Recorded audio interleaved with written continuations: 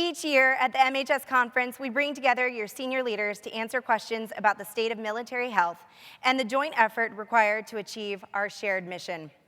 Our joint mission remains the same: to enable the Department of War to provide medically ready and ready medical forces. The leaders on this panel are charged with ensuring we stabilize and modernize our healthcare system while meeting the challenges of tomorrow head on. Ready to take your questions, we're going to bring them all forward. Lieutenant General Mary Izagiri, Surgeon General, United States Army.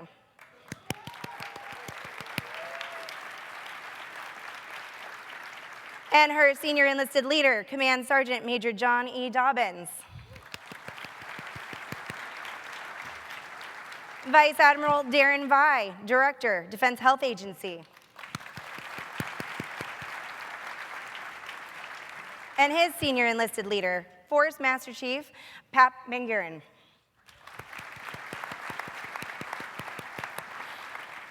Lieutenant General John DeGoes, Surgeon General, United States Air Force. And his senior enlisted leader, Chief Master Sergeant James M. Woods.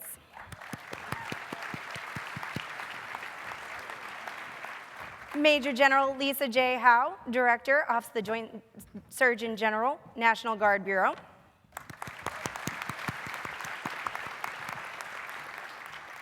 Rear Admiral Matthew Case, Deputy Surgeon General of the United States Navy. And his senior enlisted leader, Command Master Chief Jerry Cantorna.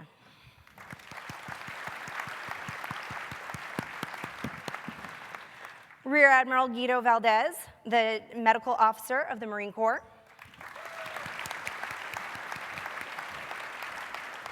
And his senior enlisted leader, Master Chief Hospital Corpsman Alfredo A. Medina.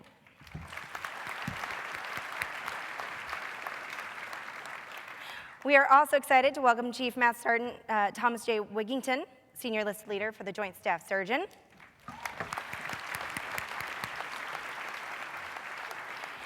And Dr. Eric Elster, Dean, Uniformed Services University of the Health Sciences Medical School.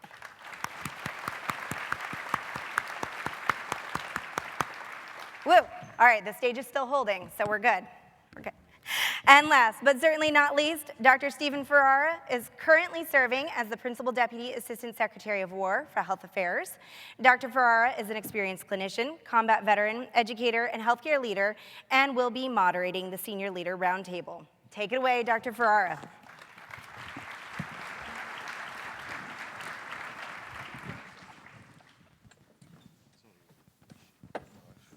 All right. Well, good morning, everybody. What an incredible group we have up here of august leaders of the military health system.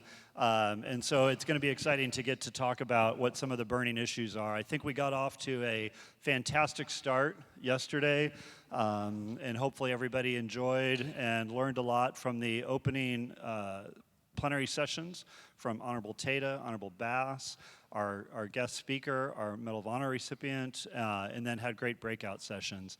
The theme of this year's conference is readiness, innovation, and partnership. So we're going to try to touch on some of those themes and, again, talk about how they cross-cut across both the officer and the enlisted corps of our respective services and components.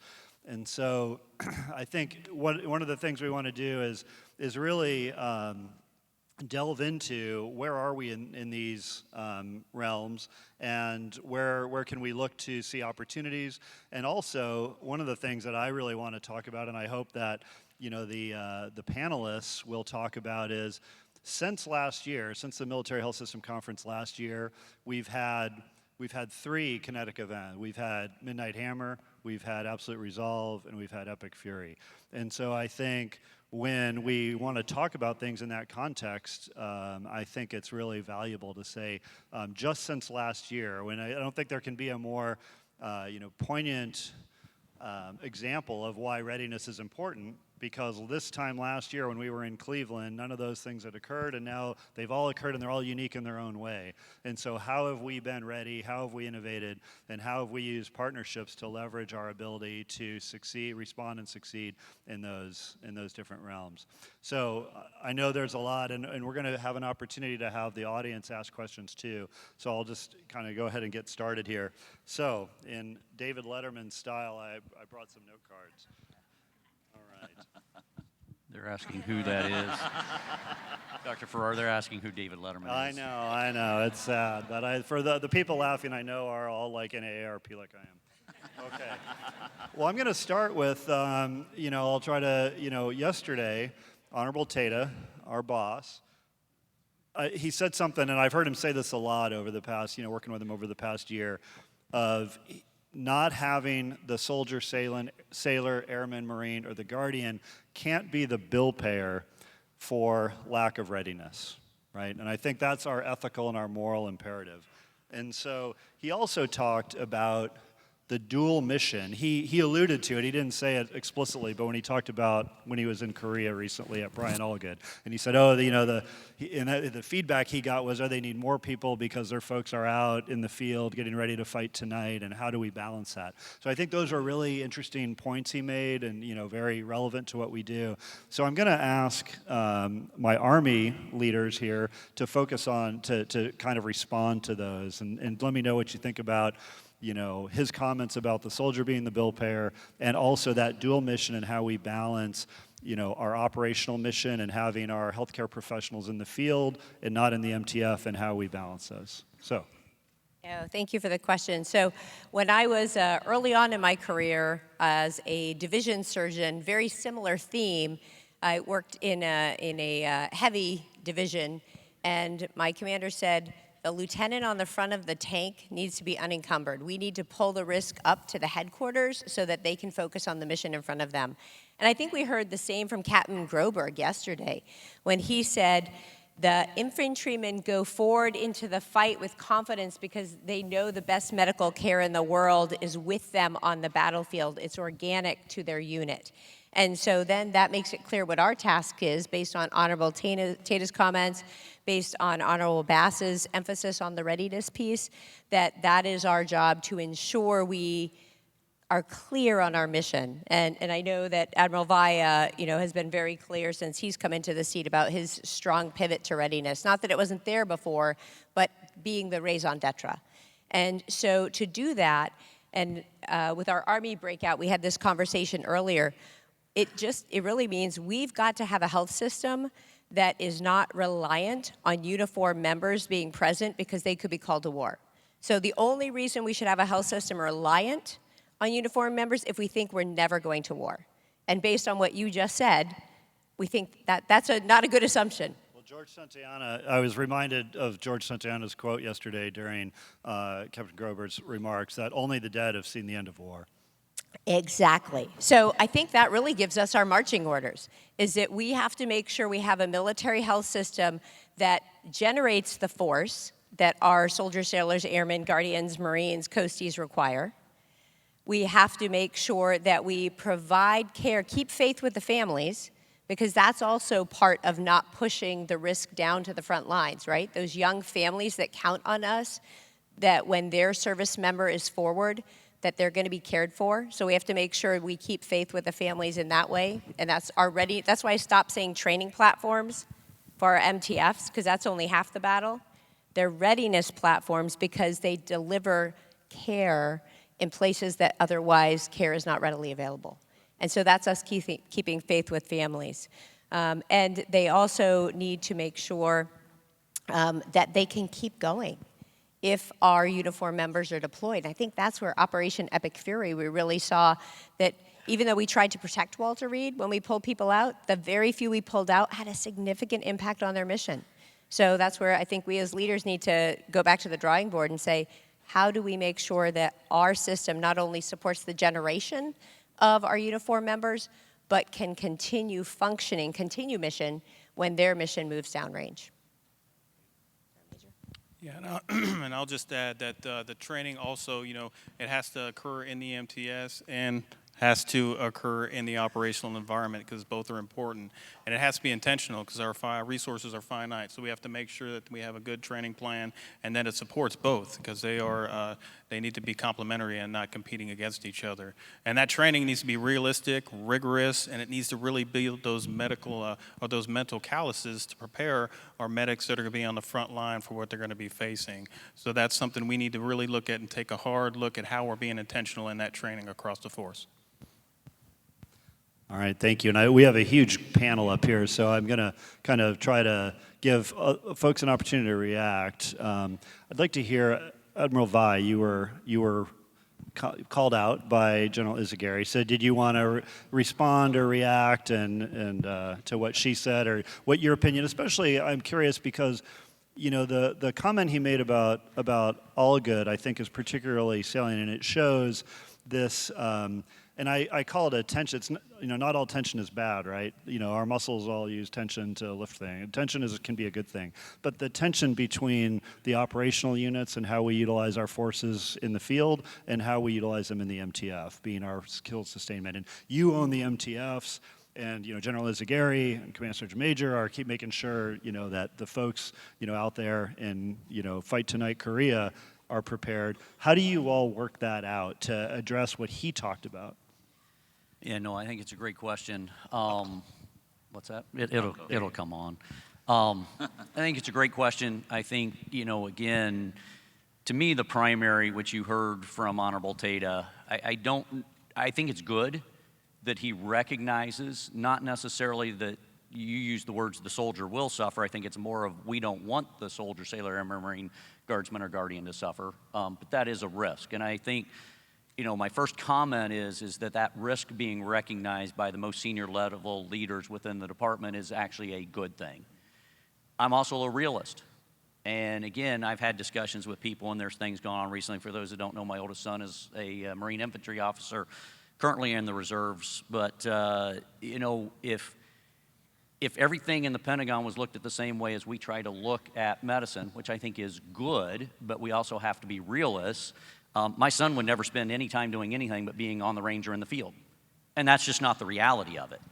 And so I think within the constraints that we have, how do we optimize? And this is what I think you heard from General Izagiri and Command Sergeant Major, that time that we are using personnel to primarily focus on the mission requirements, and then where we are realistically limited, how do we ensure senior leaders understand that risk? And I think it's been a pivot for HA, the service chiefs, all of us over the last year or two to start speaking in a language of risk to force, risk to mission, vice not enough resources.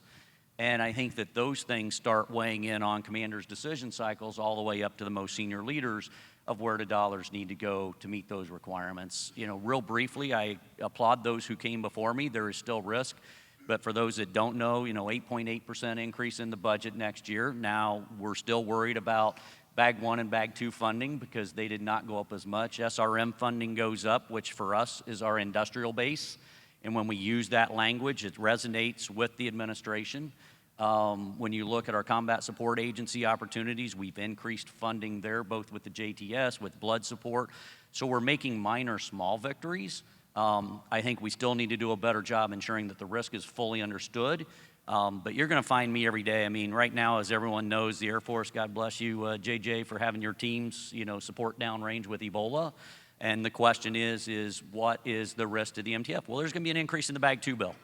That's fine. That's our system. We just need senior leaders to recognize that and to make sure that we're not taking it. I'll share one last thing. I've probably spoken too much, but I heard a great comment from my J8 this morning. And his comment was, if you look at most insurance companies, they have a 20% reserve. Our reserve is readiness. That is our reserve. And so it comes back to, I think, what you're trying to get at, what General Izagiri is getting at, that the more we get it understood, that when we don't have the resources to pay that Bag 2 bill, that is going to be a cost to readiness, and this is the risk you're putting in the system, I think the more successful we'll be. Yeah. Force.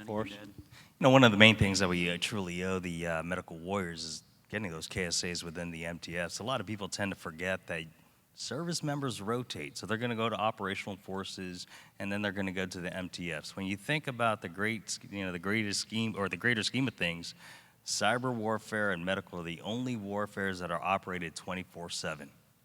That's it. You go out in the field, you're only going to operate your warfare when you go out to the range, when you're out in the field doing live fire maneuver. When you're on an aircraft, you're not practicing your warfare unless you're up there. So at the MTFs, the one thing that we're looking into to ensure that we're really, getting the training right is understanding what the service requirements are. And the good thing is that one thing we all agree with is that everyone has BLS, everyone has Teachable C with JTS standards. So now it's pulling those skill sets within Teachable C and understanding what the reps or required reps and sets are going to be. So as we formulate all that, we can deliver that to the medical, the medical enlisted warrior, the medic, and the hospital corpsman. Yeah, no, thanks. It's, again, Honorable Tata spoke to that yesterday, right? He said, he was the Undersecretary for Policy in Trump 1, and he talked about that. He said, when you're sitting there and you're talking about the chess pieces and all the policy work, that stuff is not always in real time, but his commissaries are running every day, his medical's running every day, all those, the quality of life things, the barracks, the housing is all running every day. So, and that's one of the things that makes PNR unique. So I think that was really well aligned. One of the things, I'll put this out to my Air Force, Navy, and TMO folks. So everyone talks about it. It's become, people like eponymous things anyway. So the Walker dip, everybody refers to the Walker dip. So I'll just ask the simple question, very open-ended, and you can answer it however you like. Are we in a Walker dip? Yes. That's a retrospective thing normally, right? Because it's time on the x-axis, it's readiness on the y-axis, and we look back, 80 years, 90 years, and we say, so are we in it? And then you can elaborate. I heard you say yes, so sorry to interrupt, but go for it, General DeGose. Yeah. So the short answer is I'd say yes, we are. We're you could argue to say that Operation Epic Fury is a war. And, it's 32, 35 days. We've been in a fragile ceasefire since, April. But we've talked so much about the Walker dip, and I've thought about it, and I think I need the equivalent of the Walker dip patch that is like 1,000 PowerPoint hours of slides. But, I think there is a catch-up when you get into a conflict where, your en route patient care, your patient movement, your logistics catches up, and the medical teams from role 1 to role 3, get a little bit more proficient. And I think that's natural, and that's going to happen in almost every conflict. My biggest concern is what I would consider the preventable depth of the Walker dip, which is medics, docs, nurses, techs, lose proficiency in the interwar period. And I think that's what we're talking about, and I think that's what Honorable Tata was talking about is, I as the senior Air Force medic cannot afford and I will not tolerate having an article written by Air Force medics that said, I feel real bad because I wasn't trained and not proficient enough to do the job to take care of airmen and guardians downrange when they needed it the most. And so, I would say, to avoid the depth of the Walker dip and preventable harm and avoidable reduced survivability, we need first and foremost a very robust military healthcare system. And I think we have a lot of challenges right now. And frankly, with Dr. Ferrara leaving us, I do want to take the opportunity to thank you for helping us out since you arrived on the 20th of January in 2025 to protect Bag 1, which is the direct care system from being kind of unfortunately poached to pay increased purchase care bills. And I think we're doing better with that now. But to all of the medics in here, we owe you kind of, as Honorable Tata said, better sets and reps so that we never send you downrange, not well prepared to do the job that you need to do. And so I think that aspect of the Walker dip, we need a robust, MHS, and then as we spoke last week at the MilCiv partnership, and I know many of our civilian partners are here in the audience right now, and again, thank you for allowing our doctors, nurses, and techs to work in your facilities and to gain the things that we miss taking care of sometimes not enough complex patients and too young and too healthy, and so we need to continue to do that partnership to avoid the depths of Walker.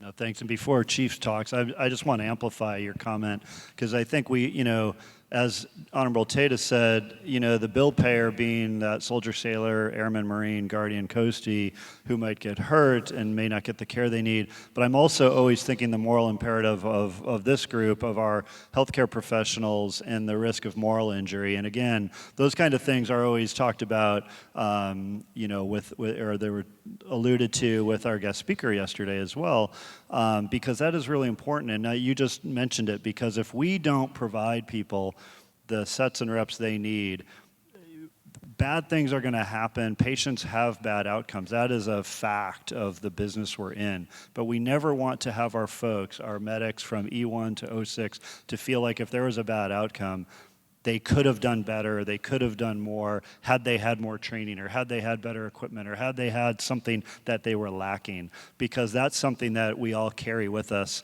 for a long time. The French surgeon Leriche used to say, one of the Napoleonic surgeons would say, in every surgeon's memory is a small cemetery of their patients. And, that's just something you bear. But we as leaders, our role is to try to mitigate that, to reduce that burden of moral injury. So go ahead, Chief. And I'll just echo General DeGoza's comments. We do need a more robust MHS, and I think we're getting there. Healthcare delivery in our MTFs is readiness. Our civilian partnerships are extremely important because, let's be honest, who here thinks that we get all of our sets and reps that we need in our MTFs, or that we will 10 years from now? It's not really feasible. Our civilian partnerships are extremely important. We do a great job with those civilian partnerships, but who do we always bring in first? Predominantly our providers. And then we get our nurses in later. The support tail is always the last thing, if it's even thought about.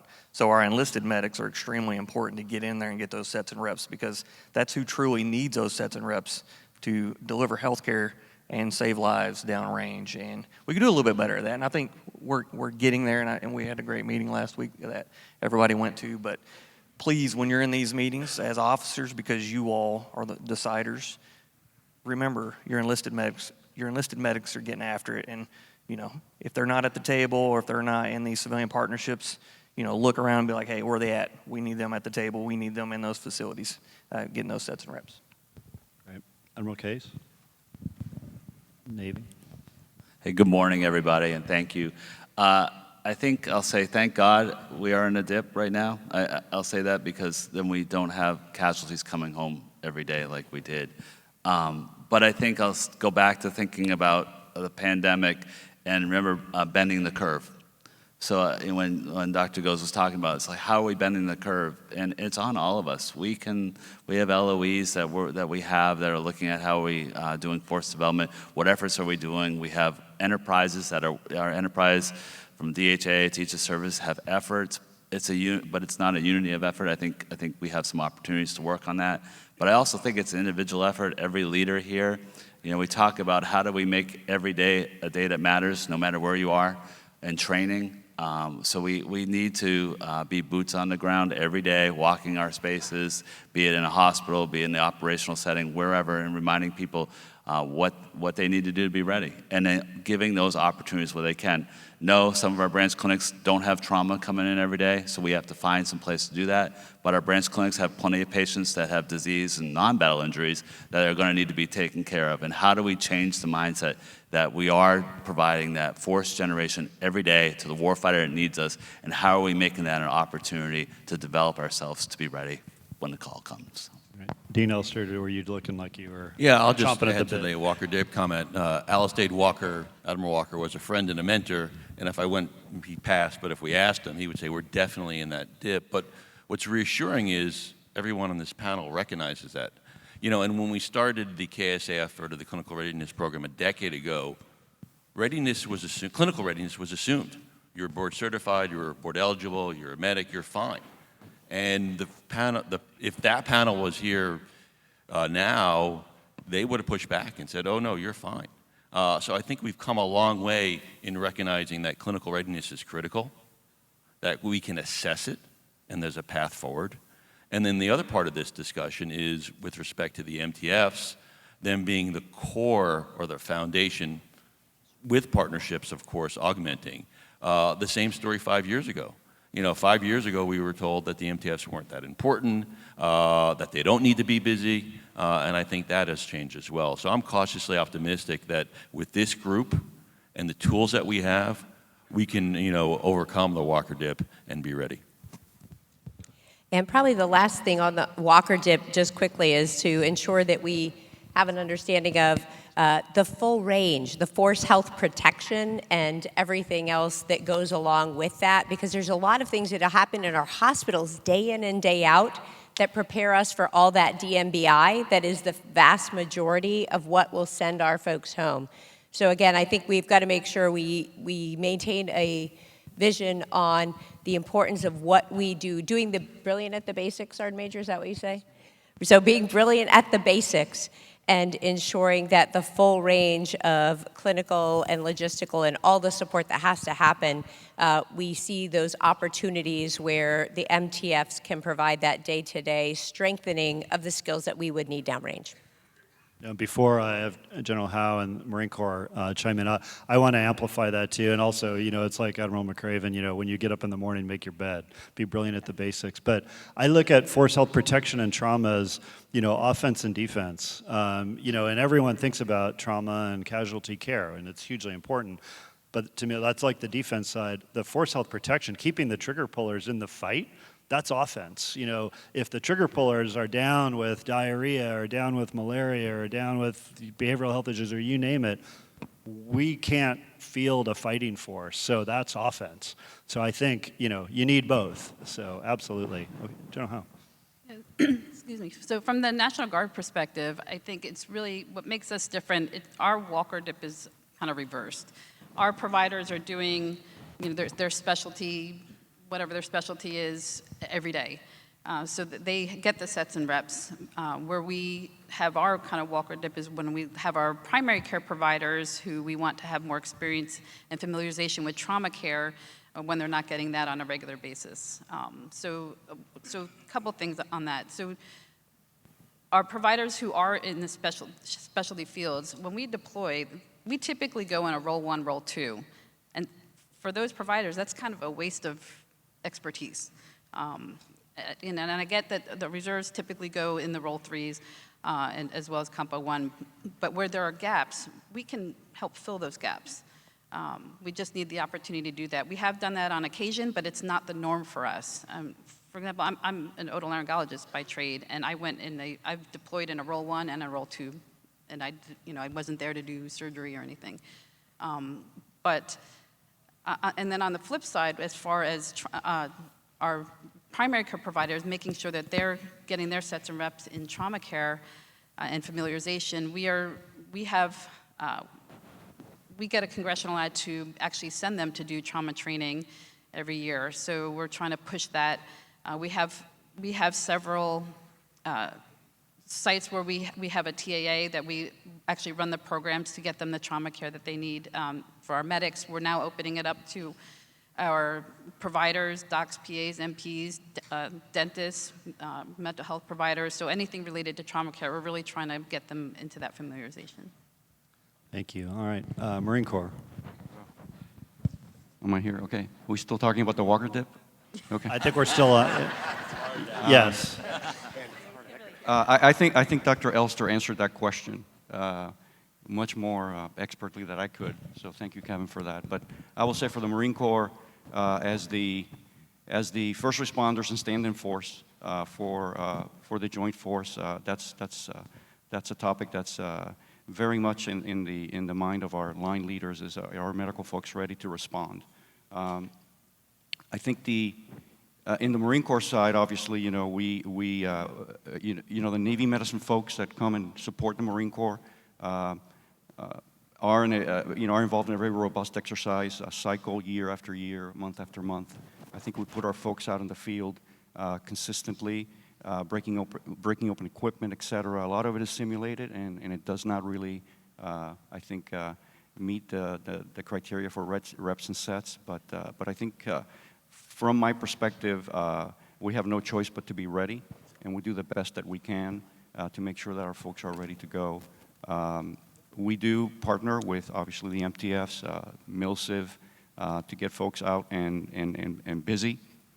But I think that it's just a problem that we're going to continue to encounter as we go forward. As a recovering DHN director, I think that at the end of the day, and those who work for me at PACRIM know, I think we need to get our MTFs busy again, and I think that that's something that we can control. I think we have capacity that we're leaving on the table every day, and I think that if we can do that in our own house, I think that we'll go a long way mitigating this walker dip problem. Thank you. Yeah, thanks. Master Chiefs, Navy Marine Corps Master Chiefs, anything to add? I mean, not much to add to what everybody said. I mean, we've been fighting our same wars for 250 years with the skill set we have. Most of us in the room are senior enough that we knew the lessons learned from Iraq and Afghanistan.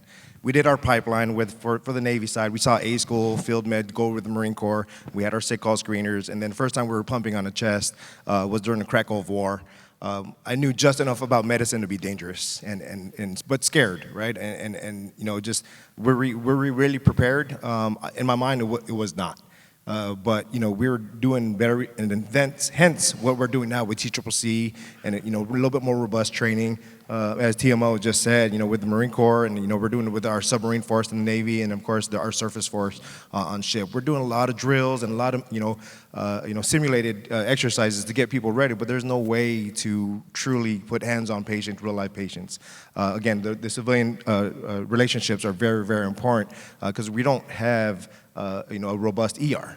We're not going to see those types of patients, and for the most part, our community is fairly healthy. I think we're pretty fit, and that's the tricky part. We're doing a lot of things with Kaiser down in San Diego, a lot of relationships there with our RTs and techs. And again, we're not going to get that. And then, whenever the next thing comes around, whoever throws the next punch, we're going to be ready for sure. Thanks, Master Chief. Thank you, sir. Yeah, just to add what TMO was saying, as a Marine Corps, as a always ready force, we really don't have a choice.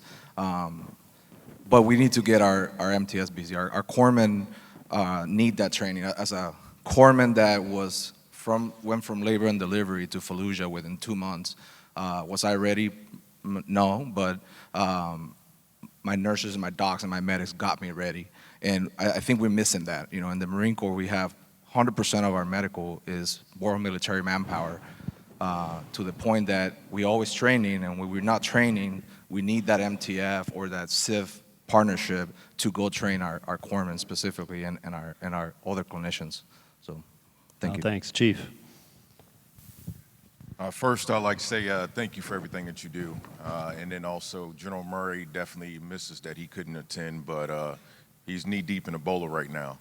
Not to beat a dead horse, I will say the walker dip exists, and what we really need to be doing and thinking about is not just what training we need, but realizing the lessons learned from the current operations that we're running, and what is the pivot that we need to do in our training in regards to large-scale combat operations and multi-domain operations. That's critical because how we did medicine in GWAT is not going to be how we do medicine in future wars with peer competitors. On top of that, we have to really focus on something that General Murray talks about a lot when we say interoperability, interchangeability, making sure that we still understand that each service has a specific role in regards to where they operate at, whether that's air, land, or sea, and making sure that our medics being interoperable and interchangeable, we can put airmen on a ship and they can execute. And just making sure that we build that into what we're doing for future to mitigate some of the challenges in the Walker Dip, I think is going to help us get to what right looks like and ensure that we are our best when the war fighters need us on day zero. Just got to make sure they have their sea legs, Chief. Just got to make sure they have the sea legs. No, thanks everybody. You know, I think this is true. Just because I'm an optimist, this doesn't mean it's pie in the sky. But I will say, and it echoes what Dean Elster mentioned, I think what the group probably shares, probably everyone on this panel, was in uniform at the outset of the first Gulf War, at the outset of OIF in 2003.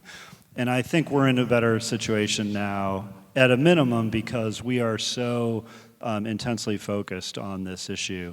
I think more so than we were then. And I'm not being critical of the folks then. It was a different time. I mean, it was, those lessons were harder learned, and I think we are making a very concerted effort to not forget those lessons. Again, to bring up Santayana, if you don't, people who don't study history are doomed to repeat it. So I think we are doing better in that regard. So that's the good news. It's a challenge.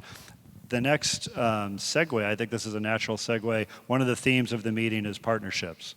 And so partnerships are really an important, and there's MilSIV partnerships, there's VA partnerships, there's partnerships with industry. So I'm going to let folks kind of run with it as we kind of go through the respondents, but I want to hear what you think about how we're leveraging partnerships to promote readiness, and if you want to promote innovation, especially with industry. Because one of the things I think that we have to acknowledge is there's over 1,000 MilSIV partnerships on our rolls, which is probably too many, right? So I think we have to be introspective and say we probably can't manage over 1,000 MilSIV partnerships, and some of them are probably of higher value than others. So how are we approaching a strategy with MilSIV partnerships to say there's an actual endpoint? What are we trying to get from these? And are we checking to make sure that these, a MilSIV partnership or a MilVA partnership, any kind of partnership, is leading to the results that we intend, and not just, 1,000 points of light are great, but are they actually leading to tangible outcomes that support the warfighter? I'll start back here again with Army. Great, thank you. So there's a few partnerships, and I couldn't agree with you more, that another difference between now and OIF, at the beginning of the first OIF, was that there's no impression that the U.S. Army for sure, or even the U.S. military is going to go it alone. And so the importance of partnerships is critical. So for the Army, we've been working on the Army STAR program, which is a partnership with key civilian partners that gets after several aspects, the 5 points of the STAR. It gets after how do we lever those partnerships to train, initial training where we don't have the capability to initially train, and that can be enlisted or officers. How do we sustain skills in those areas that we don't have the volume, things like trauma? How do we do research in a partnership fashion so that we can leverage others' resources on shared interest? How do we work with the VA? I think the agreement between SecWar and SecVA has been fantastic in opening some doors. And then in the NDMS space, how do we leverage, because of course if we need to expand beyond our own facilities, which are a fraction of the facilities in the nation, we need to have civilian partners. And so that's one way in the Army STAR program that we've been advancing that. And then there's also partnerships with the interagency, whether it's Health and Human Services, to understand how do we make a relationship prior to the time of need, so that if there is a disaster, we already have the numbers to call, we know, and obviously that's in partnership with DHA, Health Affairs, and working through those. And then as we look at a little broader, partnerships that enhance our capability around the world. So, Roundtable Regional Medical Center developed a partnership with the German Army. So the German Surgeon General and I sat down and said, wouldn't it be fantastic if we were able to be more interoperable if there was a need on the continent? And so Roundtable became a part of the German trauma system. Now that's nascent. And I think that's one of the things, characteristics of partnerships, is it's not a sign the paper and we're done. It's moving on. And so I look forward to continuing to see how those efforts bear fruit and how we can, if there are partnerships, and we have, to your point, 1,000 partnerships. When partnerships were underperforming, we then said, okay, this is underperforming. And for whatever reason, it doesn't have to be a fault thing, but we just have to be committed to putting resources towards what's going to actually be useful. And then the partnerships with industry, I think, are also huge because we're not going to develop everything de novo, and there's a lot of great ideas that can be leveraged to get after our mission sets. So I am excited that we're in a era where partnerships for innovation are recognized. I mean, just 2 weeks ago, Sergeant Major and I were on the ground in Poland, and with partners who were helping with autonomous lift to trade steel for blood, and so that we weren't putting the medics in the line of fire if they didn't have to be.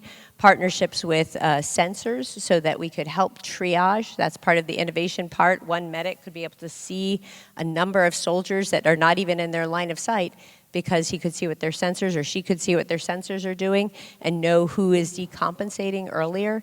And then innovations with different blood products. Again, there's a lot of people who are willing to help us and committed to the mission, and so I think those are fantastic partnerships.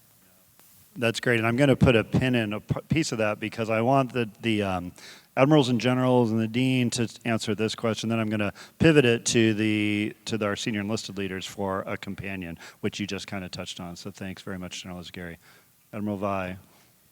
Yeah, no, I think when you look at partnerships, some of the words I might challenge back is there's too many, because there's way over 1,000 in all honesty if you get into everything that General Ezgari just started talking about. I think the biggest thing for those that aren't aware, 10 U.S. Code, MilCiv partnerships, DHA has the lead to establish. Yeah, I want to dig into that too, yeah. of how the governance of those. Yeah. And well, I think the bigger thing is my interpretation of 10 U.S. Code is my job as the facilitator when it comes to partnerships for the services to force generate what they need in man, train, and equip. The man, train, and equip mission belongs to the services. I think some examples of where we've done well, and kind of started on the Navy side, but as we entered some of our partnerships, and Admiral Case may or may not talk to this, one of the things we determined up front, and both you and General Ezgari kind of hit on this, is what are the outcomes? What are the standards? Exactly. You've quoted a lot of erudite people. I'm much simpler for any parrot heads in the room. Whomever can come up to me afterwards and tell me who made this quote, the best navigators don't know where they're going until they get there, and then they're still not quite sure. Whoever can answer that for me as a parrot head, you'll get a coin. But, if we don't set the standard, if we don't have the objectives, you may or may not ever even know if you achieve them. Yeah, that's exactly. And I think I want to know how we dig into that. So that's the bigger piece of it. And where I'm actually going is with the Blue Book. And Dr. Elster's very familiar with this. Jen Gurney's very familiar with it.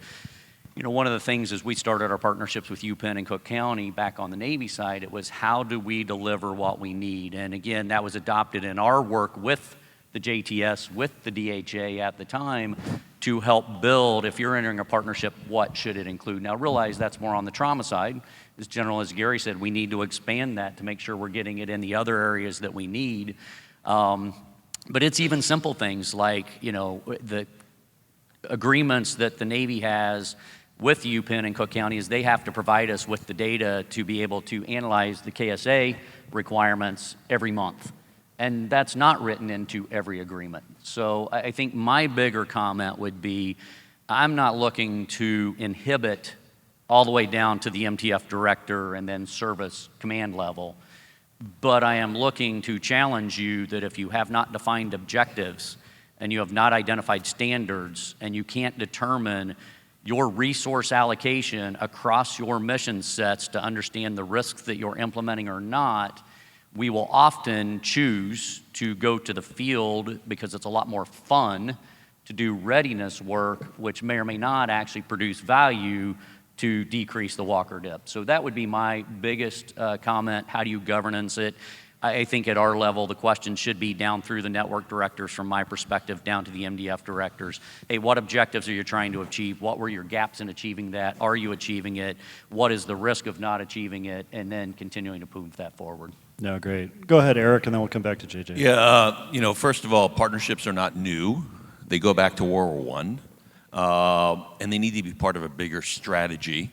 And we heard a bit of that already. We want to, with respect to our MTFs, recapture, reattract patients, including that over 65 group, expand and bring patients in from the VA, trauma patients, the Kaiser patients, and then partnerships fill the gap. I agree with that we have too many partnerships. The Blue Book is the optimal resource guide for military-civilian partnerships. We wrote it in conjunction with the American College of Surgeons. It lays out what it takes from an institution, their commitment to these partnerships, and then how we measure the outcomes via the KSAs. There was recently, just actually a few days ago, Brian Eastridge did an assessment of the Blue Book and its utility and found, what we wrote 5-6 years ago is still in play. With respect to the strategy for the partnerships, and we wrote about this in an article in JAMA recently, myself, Eric Gerlnick, and John Holcomb, we laid out a strategy that using the new 717 language that says we have to build these surge capabilities, that's an opportunity for us to coalesce our partnerships. And I would say that when it comes to these MilCiv partnerships that center around trauma and critical care, they need to do a few things. They need to do the force sustainment mission, the KSAs, the sets and reps for our teams that are there.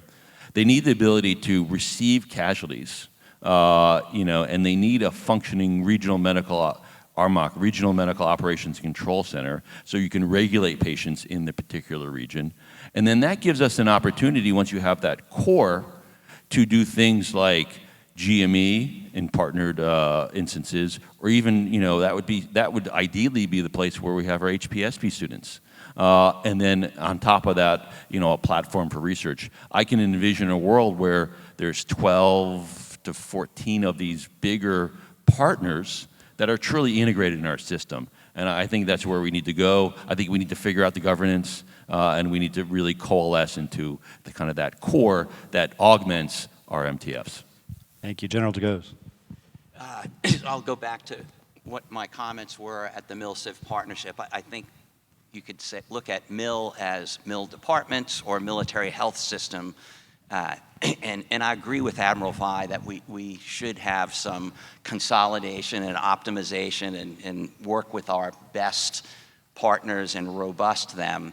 But so in the Air Force, we have things called C-STARS, the Centers for Sustainment of Trauma and Resuscitation Skills, that it is not only for those trauma and resuscitation skills, but it is to apply those, and so specifically for critical care air transport. We've been doing that for over 20 years at Cincinnati and St. Louis. We validate at Cincinnati, and to the outcomes that you asked about, Dr. Ferrara, we find that crews, an enlisted respiratory tech, a critical care doc, and nurse are more likely to fail if they have less critical care sets and reps in their day job, or they don't have a good training and affiliation agreement or appropriate use of off-duty employment, et cetera, partnership with the VA. So you're much more likely to be validated and pass and have good outcomes if you have that underlying.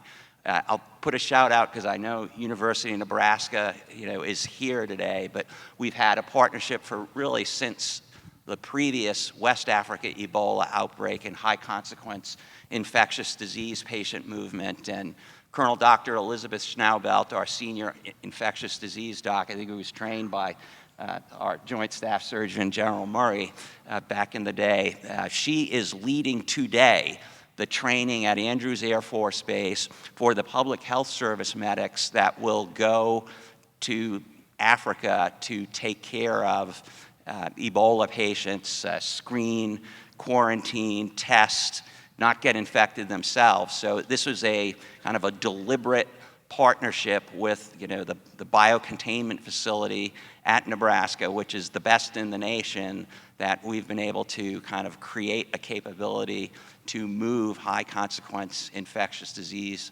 patients. So I guess I would sum it up as saying is some of the things are just we don't have the clinical sets and reps, and I think those absolutely should be kind of overseen and consolidated by DHA, but I think there are some MIL department mission specific kind of partnerships that I think each of the services, but I know for the Air Force, we particularly benefit from. Yeah, no, that's great. That's a really good nuanced point about that. All right, General Howe, Admiral Case. I would just say, I was speaking as a former DHA, I saw the spreadsheet and I was like, it just kept going and going and going. And the question was, what's the effectiveness? And Dr. Jago just spoke, there's some incredibly effective partnerships. My concern is that partnerships becomes the shiny object and everyone needs one and we need to get something now and we need to get it in place. I think there's some of that opportunity out there, but I do think from a strategic standpoint, understanding what are we trying to achieve, how are we getting there, and what does winning look like for us, I think is really important. It doesn't mean that there's not a small MTF that has some young medics that have EMT training that we can't work with the local community to get them on the rigs. There's all kinds of opportunities. So I think how we work on bending that curve is exactly what we're talking about. So it's really exciting. I think there's great opportunity. We just have to be careful, stay within the language of the laws, and make sure that we are really focused, because every day we're not in our facilities doing that. We may be affecting our fourth generation requirements. So it's a delicate balance. Yeah, very great. Thanks. All right. General Howe or Admiral Valdez?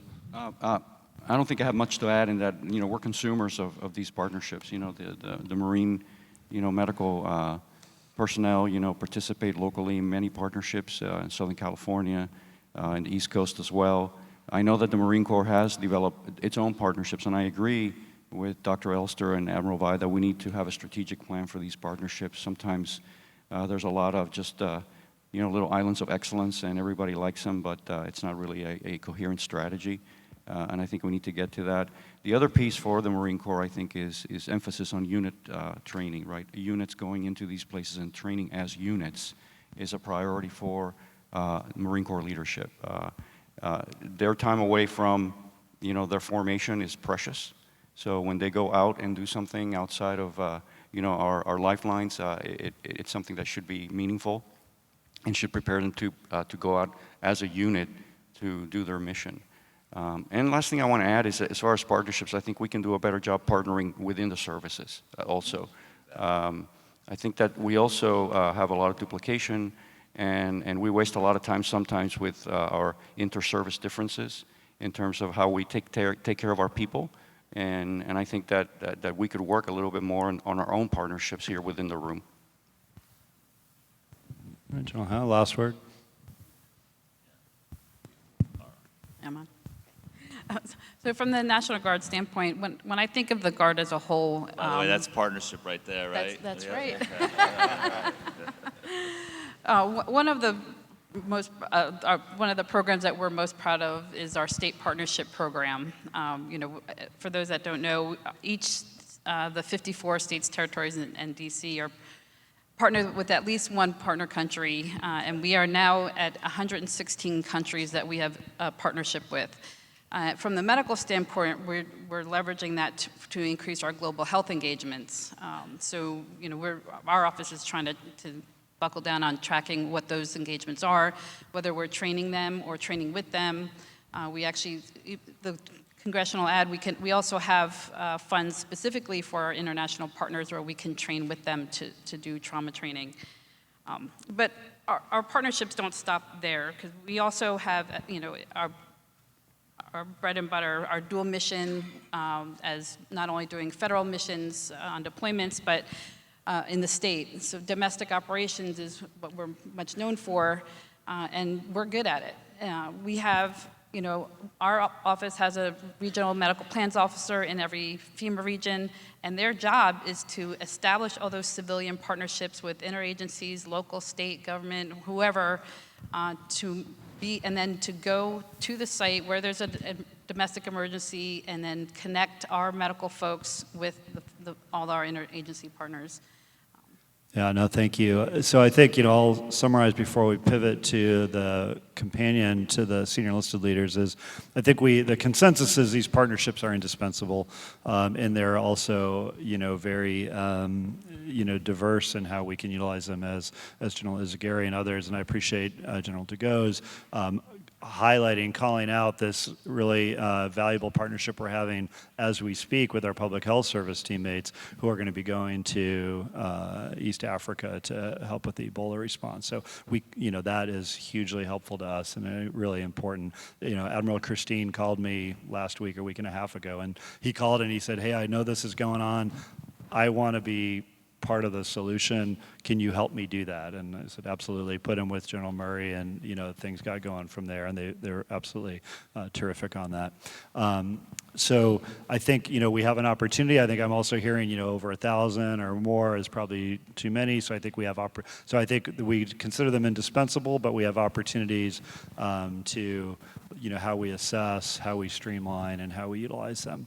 What I want to go to now to the senior enlisted leaders is, I think we all should, can and do and should acknowledge that, our enlisted healthcare professionals are not only the backbone of the military health system, they're the muscle of the military health system. They do they are the person at the point of injury.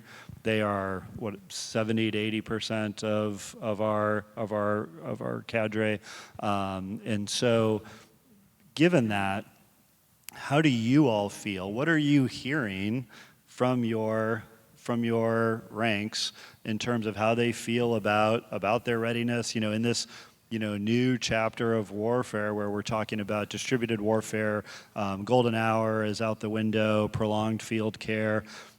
So are they ready to be able to do that? Do they feel they're getting whatever they need in terms of sets and reps, in terms of innovation, technology? And you alluded to that a little bit, General Izagiri, so I'm very eager to hear, Sergeant Major Dobbins talk about that. But how is that going because again, I never took care of anyone on the battlefield that hadn't already been taken care of by a corpsman or a medic. Every single person I treated, and I treated a lot, had always been touched by a corpsman or a medic first.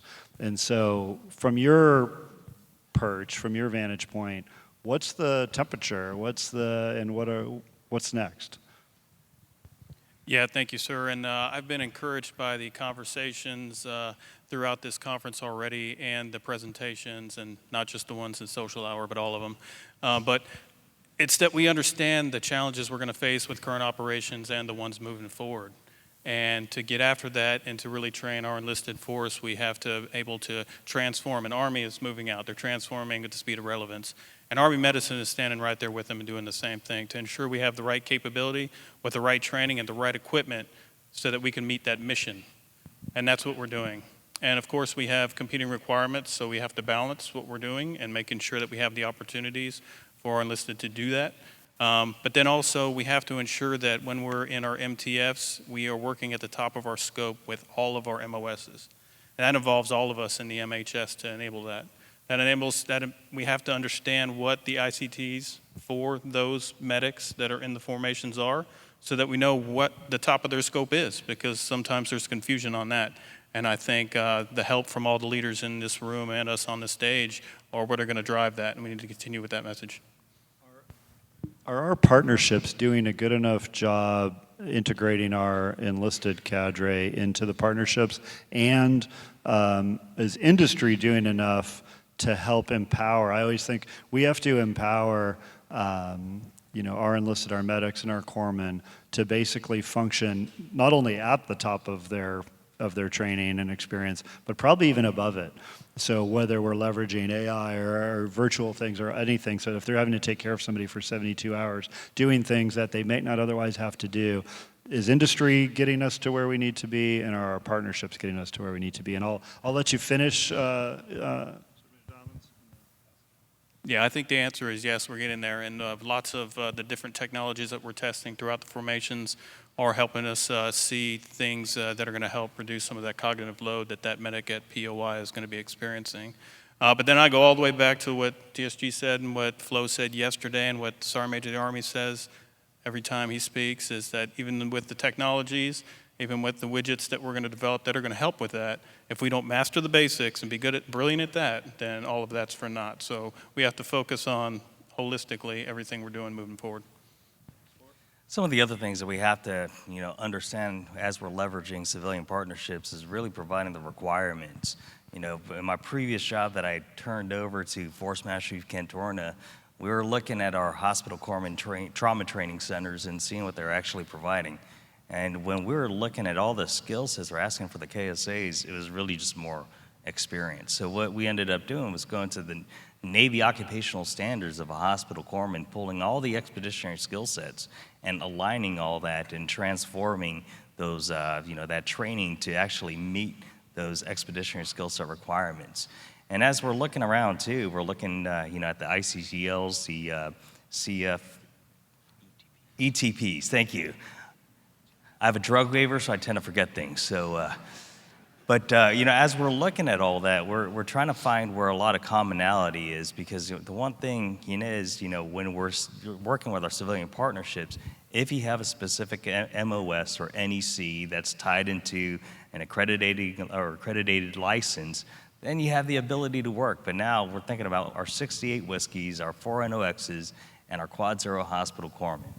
So as we're looking at all these things, we're working with some of the current partnerships that we do have and trying to flex and see if we can actually slide some of them through to be able to get some TCCC. And the reason why I keep going back to TCCC, knowledge, skills, and abilities, because we already have set codified reps and sets for TCCC. That's the basic. And the one thing I understand is that the more you get brilliant at the basics, the more prepared you're going to be. Now, this is where I ask all our NCOs and senior NCOs. You need to continue to find ways to and be creative to provide that simulation training, whether it's through just verbal training or whatnot. You have to figure it out. When I was a chief petty officer in an infantry battalion, I remember seeing my young E4 PTing with his Marines, his combat lifesavers, and I was wondering why they're going so slow. Well, as it turned out, as they're coming up to me, he was throwing different scenarios, and they were looking around at their environment and figuring out what they were going to use within their environment to treat whatever, trauma issue, whatever the case was coming at them, just to give them that mental reps and sets. Because the thing is, everybody that's deployed in the past, in this room, your first time seeing the crazy trauma was probably in the battlefield or in San Antonio. But, that's, again, going back to the main thing. It's just truly understanding what our real requirements are. And that's how we can leverage our civilian partnerships instead of just thinking that we're going to get the experience, because experience really doesn't mean shit. So it's all about getting and being, tried and true to what you want to actually get your true reps and sets with. Excuse my language. Great, thanks. And I'll just add on, and it's not just an enlisted perspective. This is really all of our clinicians in the room, officers, enlisted, and our civilian partners. We really need to look at our JKSAs. I think historically we've measured, or we put a standard on what we can get inside an MTF, and then that's it. And we haven't really looked at what makes us clinically current. And I'll use myself as an example. As a respiratory therapist, when I first came in, our ventilation time was 500 hours, which is a decent amount of time that you need to do. And it just slowly dwindled down to 300. I think it might be at 300 now. And 10 years ago, there was a talks of it should be 150 hours, which is ridiculous. That is not enough time to be clinically current on using a ventilator at all. And when I asked my Army and Navy counterparts, it's real, and not to bash anybody, I'm just putting it out there, it was that this is what we can get because of our soldier and sailor time that we have to go off and do. We don't have as much time in the ICU to get that time. So they're like 150 is all we can do. And I'm like, is that what we should be doing? If it's truly 500 hours or 1,000, we should make that the standard.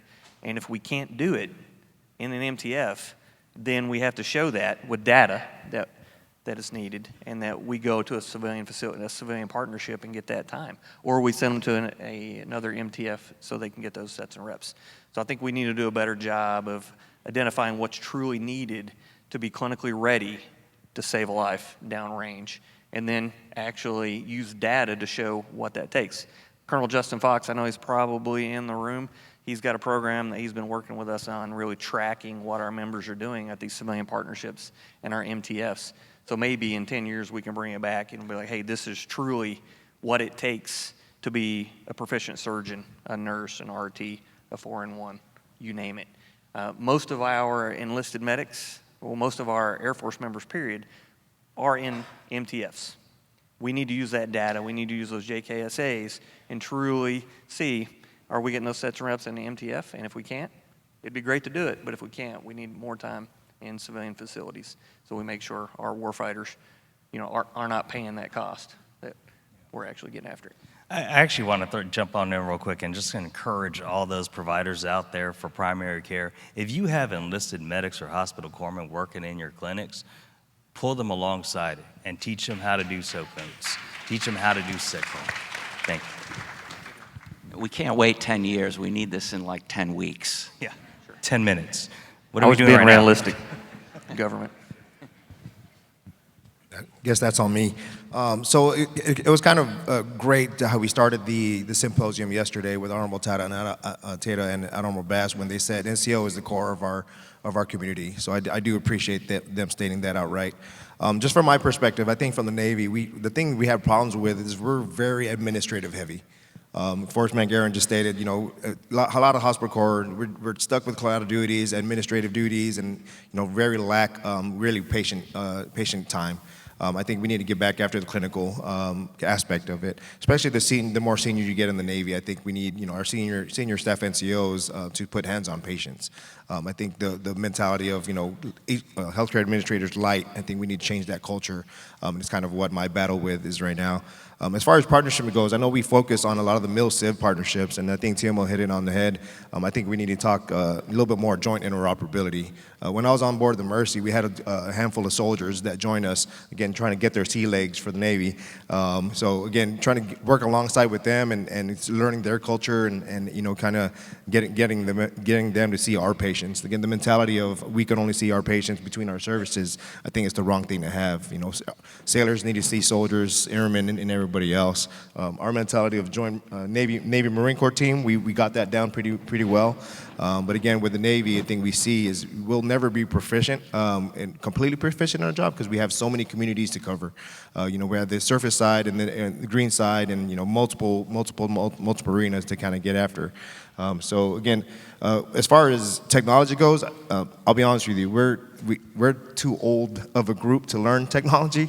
My kids say Facebook is for old people, and we're still trying to learn that. I think we could do a better job learning AI and really pushing the needle forward because our next adversary is already using it. So that's from me. Yeah, I think it was mentioned yesterday, right? The reason why Special Operations Forces are so good at what they do is mastering the basics. And I think we sometimes fail at that as corpsmen is that we need to focus on mastering those basics. And what is those basics, right? We need to see sick people. We need to listen to the heart sounds, see the healthy patients. How many healthy patients? I know that's healthy, that's not healthy. So mastering the basics. And I think we need to get better at that. And we can do that in our MTFs. We just need to challenge, at least on the corpsman side, challenge our corpsmen.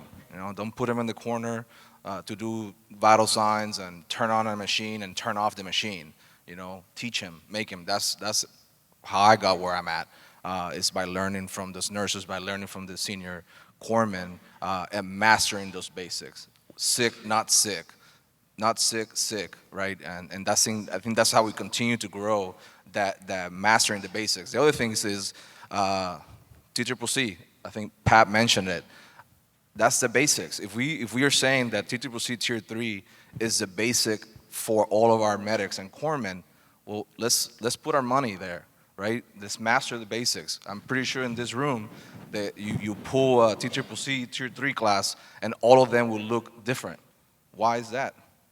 The curriculum is there. It's built for us, right? The DHA owns it. The JTS owns it. Let's spend on that. Let's make it. Let's master that basic and make all of our basic corpsmen and medics a true Tier 3, which includes blood, by the way, believe it or not. So that's what caveat I want to say is let's focus on mastering those basics, and we'll strive to perfection. All right, Chief, you bring us home on this one, and then we'll go to the audience. Cool. So last week, General Howe and I attended CivMil National Disaster Medical System Strategic Leader Conference. It was a tabletop for us to run through what it would look like in LISCO with 1,000 patients coming back to the U.S. and how our interagency partners were going to support it, but how the civilian networks were going to support it. It was eye-opening. They say that they can take a certain amount of patients, but then they identified that it would get flooded very quickly. And so what some things I took from that is a comment that one of our market leads had made. He said, you know, I don't know if we're ready for the type of casualties that y'all are going to be bringing back because we haven't dealt with those type of injuries and just what goes on a day-to-day basis. And so what I would challenge you all to think about as we are looking at these partnerships, what are we measuring? Just because we're sending our folks out there to get sets and reps, they're getting sets and reps in a facility that has everything that they need. As we're thinking about what we do, we are the only healthcare system in the United States that has military in front of it, and our job is to support the warfighter. So how do we take those civilian skill sets and then apply it to what we're going to see on the battlefield? That's where it's critical. So let's not just send our personnel down there to get the sets and reps. When they come back, let's identify how that needs to be tailored and modified based off of the type of war fight that we know is going to come. And then again, it goes back to what Pap had said, identifying what the requirements are, understanding that the combatant command is going to let you know what requirements they need. Have those conversations with the combatant command surgeons, and then figure out exactly what tasks are going to be required, what are they seeing, what is the risk to force, risk to mission, but also having that conversation with our line partners that we will be supporting to ensure that the training we're providing to our personnel actually is going to meet the intent of how whatever force they're supporting is moving on the battlefield. Great, thanks. And so, great conversation. So I'm either doing a terrible job or a very thought-provoking job based on there's like hundreds of questions here. So hopefully it's the latter. I will say the highlight is Catherine Galenter gets a coin because she's Jimmy Buffett. She either was... It wasn't Jimmy. It wasn't? I want to know who the character was. Joe Merchant. You All got right. it. Okay, great. Well, now that was probably the Google it? thing that everyone was really on eggshells for. So now that we've put that to rest, I'm going to finish the question that came up a lot, and this is really kind of a provocative thing to say in our closing 15 minutes, because this is like asking who is man and then giving 15 minutes to answer the question. Many folks have said there seems to be I'm kind of synthesizing the questions. Tension, competition, whatever, balance between DHA and the services.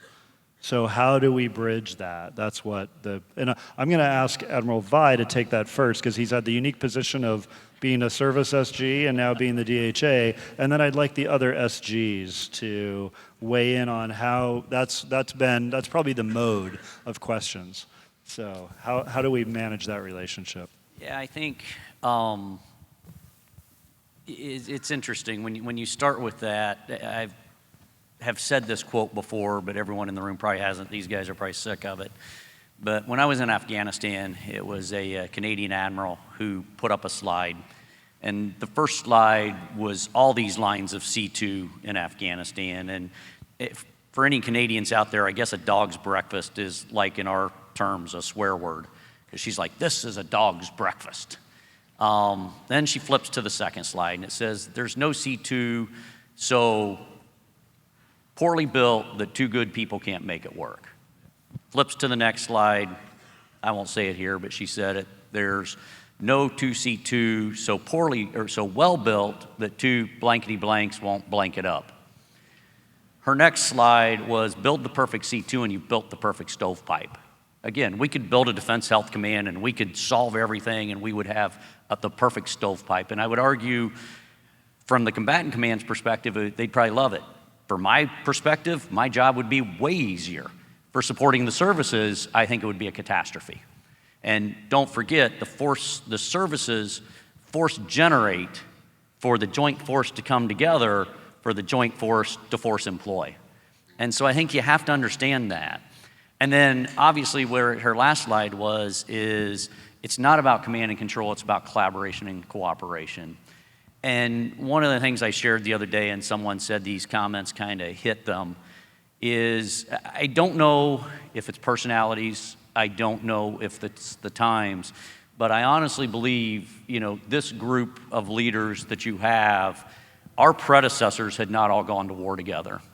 We pretty much all served together, and there's times I know with many of you, we were handing patients off, talking to each other, and running, things during OIF, OER, in Iraq and Afghanistan.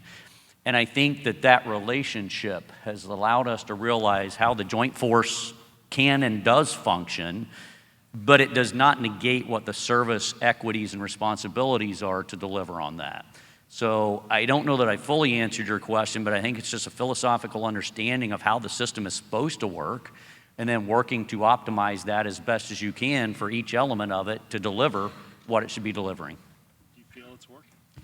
Again, I don't think anything ever works perfectly, but I'm not sure that I could design you a better system without developing a lot of stovepipes that I think could definitely make the system a lot worse.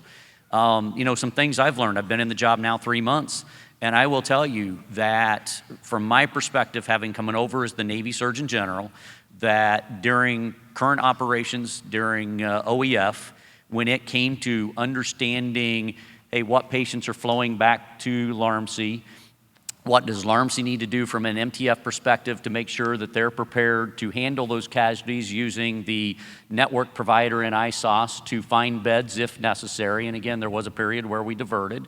And then all the way back to CONUS and within the MTFs and the networks, those working together. Again, Humana's here, TriWest is here, them leaning forward to understand what capacity do they potentially need to have.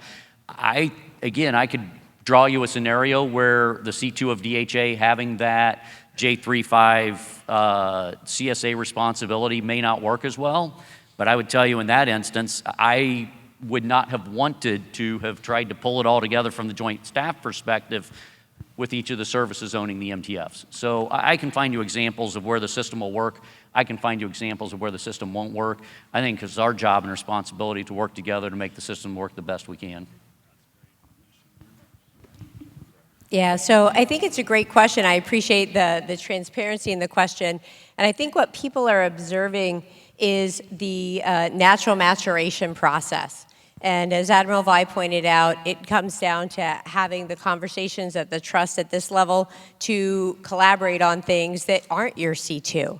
So when the services had we had inside our own heads, if you would, balancing those trade-offs that have to be made.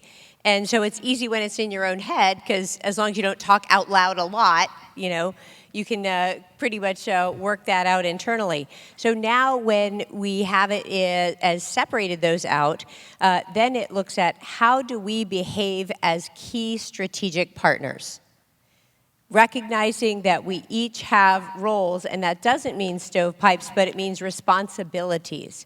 And what you're seeing in the maturation is a clarification of the roles, a clarification of the responsibilities, an understanding where there's some overlap, and really each party looking to bring its capabilities to the table, recognizing that there's things the Air Force does incredibly well that I don't do at all, the Navy does incredibly well, the Marines, the Joint Staff, I think, has been really exciting to see how the Joint Staff Surgeon and team has stepped into their role at this time.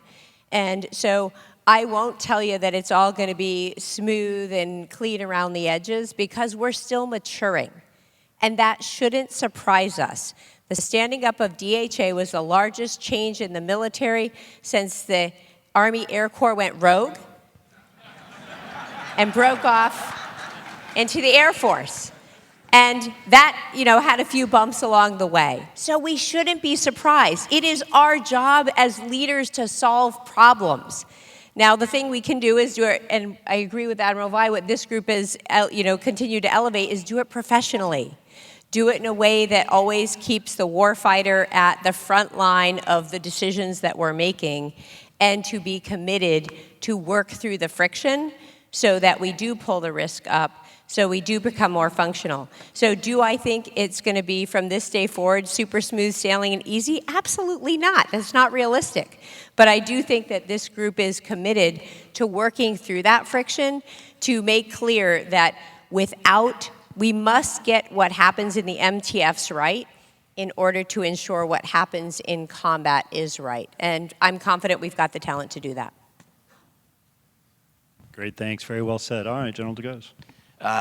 So I would say we're doing better now with respect to the question about tension. When I was the DSG for 3 years, I think we spent a lot of time fighting about governance, and to the point where I was worried we were going to have nothing left to govern. The military health system, since NDAA 17, Section 702, is a unity of effort organization. We're not a command right now, and that takes common understanding and common relationship. And for many, many decades, Army and Navy, many more decades in the junior service, the services ran the MTF. So I think when you look at the context of the entire military enterprise back from the beginning 100+ years ago, we're probably right on track with where we are in our evolution. But a unity of effort organization where Admiral Vi is not the commander, requires us to work together. And I think it requires the services to be supporting the agency and the agency to be supporting the services. And it's been a palpable change to me since Admiral Vi took over in February of embracing the combat support agency role that we really didn't embrace. And I think that perhaps added a little more tension, because I would say from your air component, we are a combat agency.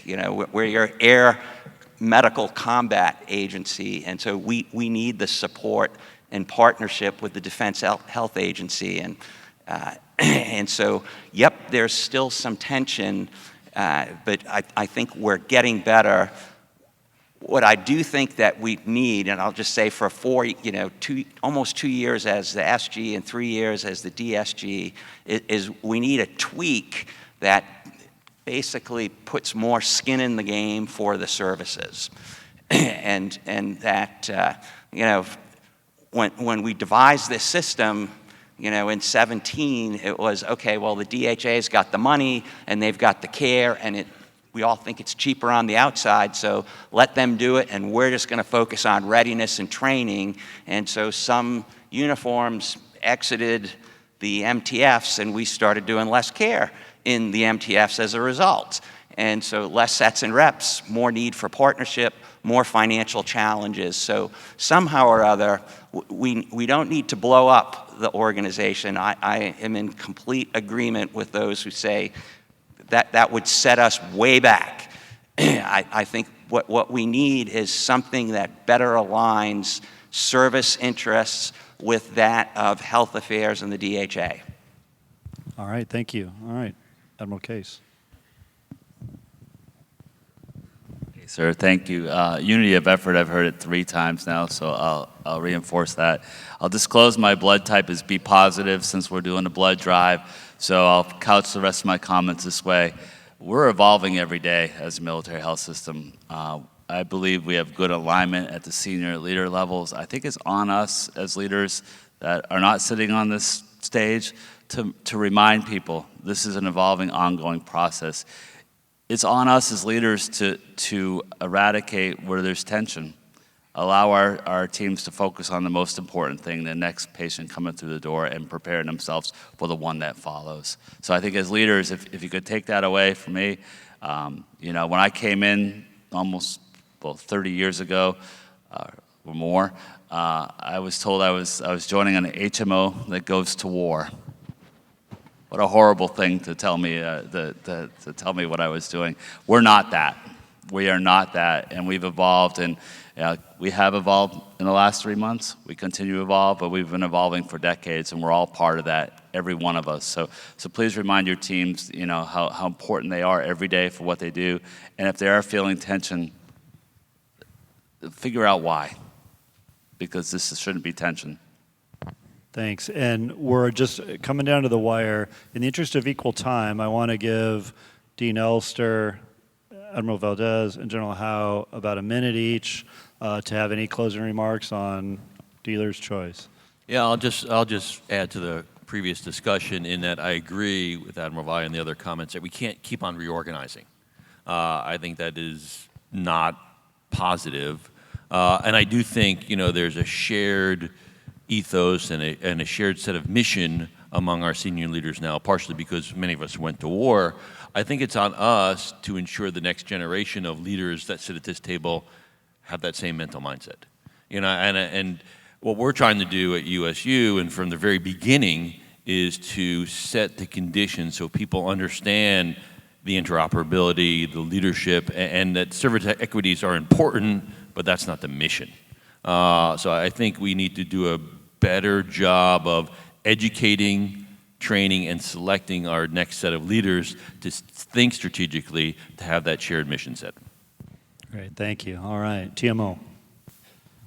I don't know how much I can add to all that, but from the Marine Corps perspective, I would say that once Vice Admiral Vai put out his 60-day assessment, I sent that out directly to the Commandant and all the GOs in the Marine Corps, and we got pretty robust feedback on that. And I think that from my perspective, getting buy-in at the senior leader, at the line leadership is important to educate them what DHA is and isn't, and how the military health system works together to generate readiness. I think there's still a little bit in the senior leader, and I think in Marine Corps, I can't speak for the other services, that what's this DHA thing? What does it mean? So I think that my job is to bring the senior leaders who could carry our water, in the Hill and in other venues, to